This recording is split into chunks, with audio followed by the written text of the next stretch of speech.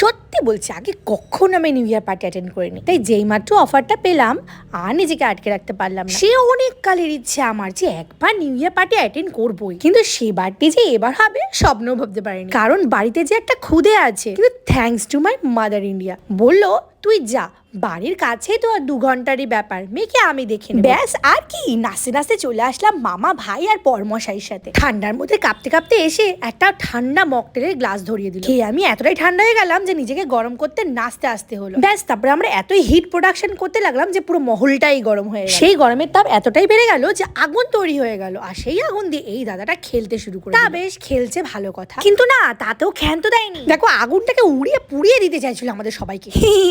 না না না না, জাস্ট জোকিং। কিন্তু সত্যি এই রিস্কি শোটা কিন্তু আমরা ভালো এনজয় করেছি, তা না বললেই নয়। আমরা কিন্তু বেশ এনজয় করেছি নিউ ইয়ার পার্টি, কিন্তু একটাই জিনিস মিসিং ছিল, আমার ছোট্ট মিষ্টি পরিটা। আর বছরের শুরুটা আমার সব থেকে স্পেশাল পার্সনটাকে ছেড়ে কি করে শুরু করতে পারি, তাই আমি চট করে ফেললাম একটা ভিডিও কল। এত লাউড মিউজিকের মধ্যে ওকে তো নিয়ে আসা সম্ভব ছিল না, তাই ওকে ভিডিও কলের মাধ্যমেই নিউ ইয়ার উইশ করলাম।